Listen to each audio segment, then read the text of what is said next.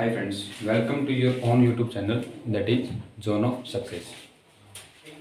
आज बहुत ही महत्वपूर्ण मुद्दा जो करंट में चल रहा है रसिया एंड यूक्रेन विवाद, रसिया एंड यूक्रेन कॉन्फ्लिक्ट, उसके ऊपर चर्चा करने जा रहे हैं।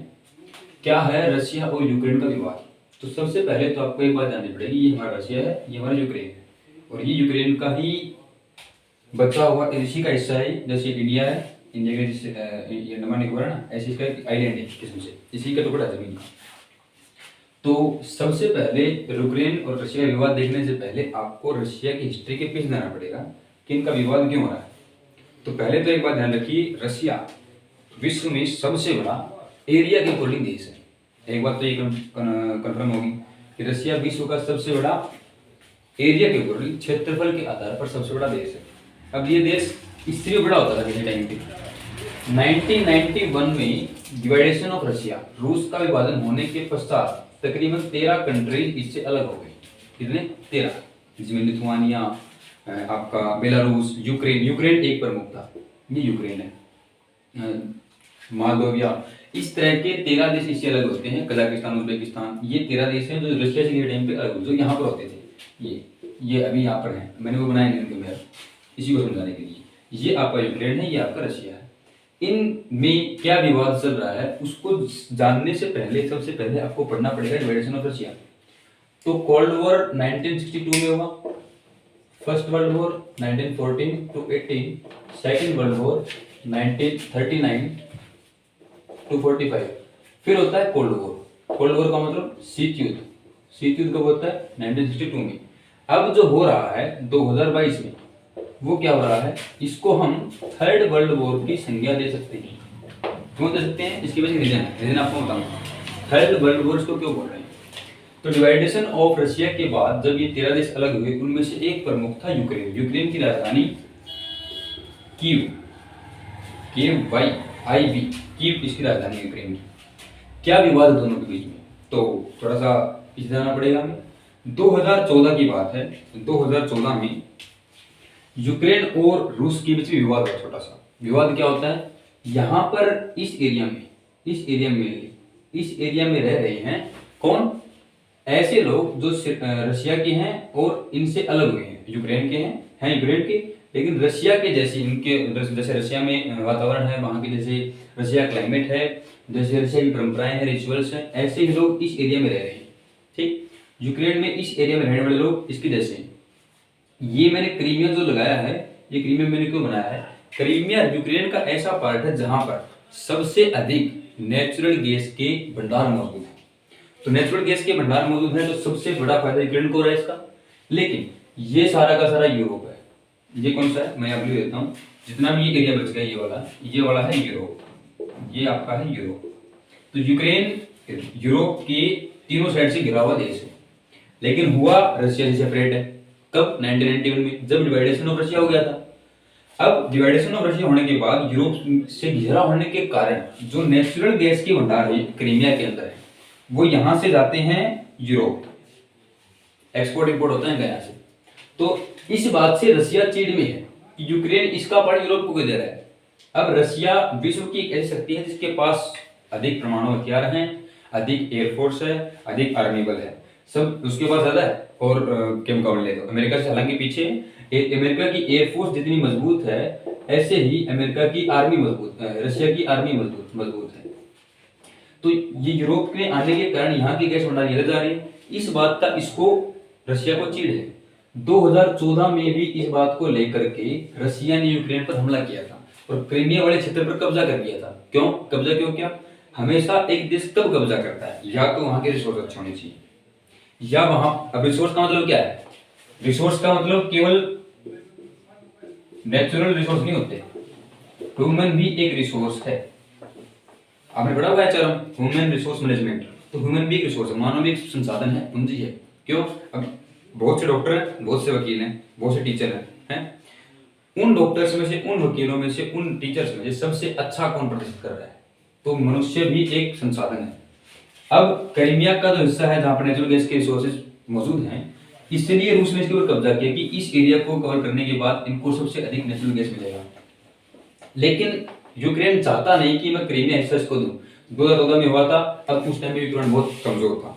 अभी अभी क्या हुआ 2022 में, अभी क्या किया, इस रशिया ने यूक्रेन के इस हिस्से पर, जो मैं आपको पहले बता चुका, यूक्रेन के इस हिस्से पर भी कब्जा कर लिया। यहाँ पर 4 सैनिकों की, कौन से सैनिकों की, जो यूक्रेन की है, उनकी हत्या कर दी गई, किसके द्वारा, रशियन आर्मी के द्वारा। दूसरा, जो रशियन सेपरेट्स, रशिया से अलग हुए ऐसे लोग जो यूक्रेन के इस हिस्से में रह रहे हैं, वो भी ये चाहते हैं कि हम रशिया जाएं, वो चाहते हैं कि रशिया इस हिस्से को कवर कर ले, वो चाहते हैं ऐसा। जैसे कश्मीर, हमारे इंडिया में है ना, कश्मीर में कुछ कश्मीरी लोग चाहते हैं कि हम पाकिस्तान जाएं और कुछ वहीं बने रहना चाहते हैं। तो यहाँ पर जो रशियन सेपरेट्स रह रहे हैं, वो ये चाहते हैं कि हम रशिया जाएं या रशिया इस एरिया को कवर कर ले, ये हिस्सा रशिया में चला जाए, वो चाहते हैं ऐसा। लेकिन यूक्रेन वाले लोग ऐसा नहीं चाह रहे हैं, यूक्रेन का मैनेजमेंट, यूक्रेन के पार्लियामेंट, यूक्रेन की सरकार ऐसा नहीं चाह रही है।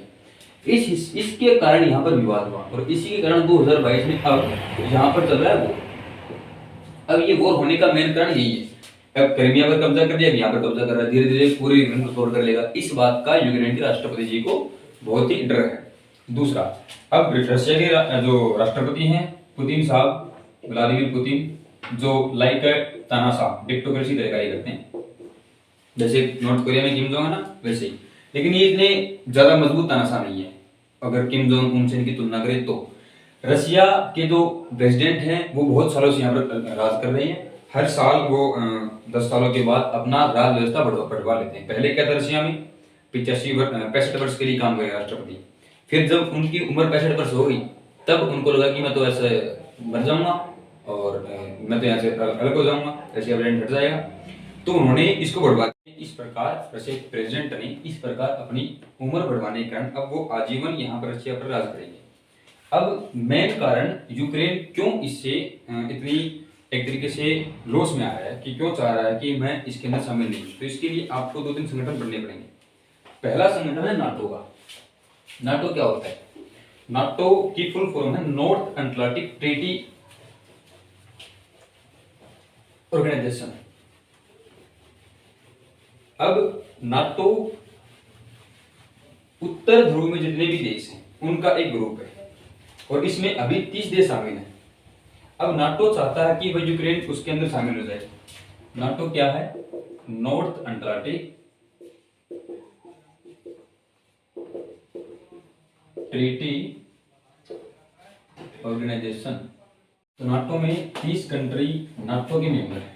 अब ये 30 कंट्री, तो नाटो में 30 कंट्री मेंबर है, यूएसए मेन है। अब यूएसए चाहता है कि यूक्रेन उनके हिस्से में आ जाए, मतलब उनके ग्रुप में इस नाटो को ज्वाइन कर ले। जैसे कि आप नुकसान होगा, हमें पता है कि यूएसए हमेशा से ही यूएसएसआर, अब रशिया का ये है पुराना नाम, United state of Soviet Republican, ये रशिया का पुराना नाम है। अब यूएसए चाहता है कि वह रशिया को यूक्रेन को जोड़ करके मुंह तोड़ जवाब दे। क्यों, क्योंकि 30 मेंबर अभी हो जाएंगे 31, अगर 31 हो जाते हैं, यूक्रेन इसका मेंबर बन जाता है, तो इनका एक रूल है, इनमें से अगर किसी भी देश पर, किसी भी देश ने हमला कर दिया, इन 30 में से किसी भी एक पर, तो नाटो अपने ऊपर हमला मान लेगा इस हमले को और फिर प्रतिक्रिया में जवाब देगा। अब अगर हम यूक्रेन, जो क्या लिख रहा हूं, और रशिया, इन दोनों की मिलिट्री को डिवाइड करें कि कितनी मिलिट्री किसके पास है, तो बहुत कम है। अगर यूक्रेन के पास 5 सोल्जर हैं तो इसके पास 50 हैं। अगर यूक्रेन की आर्मी के पास टैंक है 5 तो इसके पास 10 है।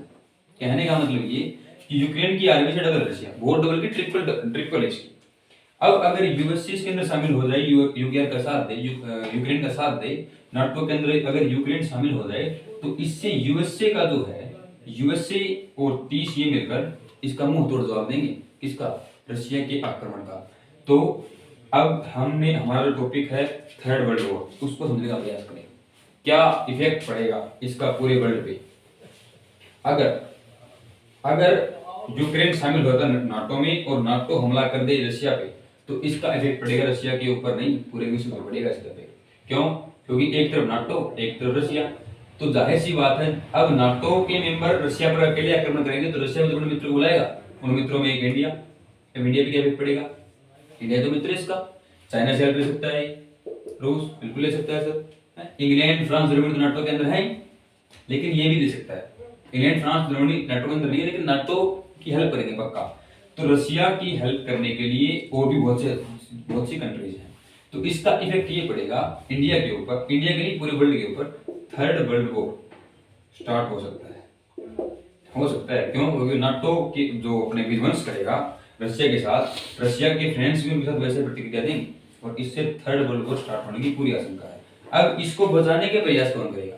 तो बचाने के लिए आपका यूएनओ, जिसकी स्थापना 24 अक्टूबर 1945 को हुई थी और 30 अक्टूबर 1945 को इंडिया यूएनओ मेंबर बन गया था। धन्यवाद। तो यूएनओ ही हमें इस थर्ड वर्ल्ड वॉर से बचा सकता है और इसका हमारे पास कोई ऑप्शन नहीं है। I hope you can understand.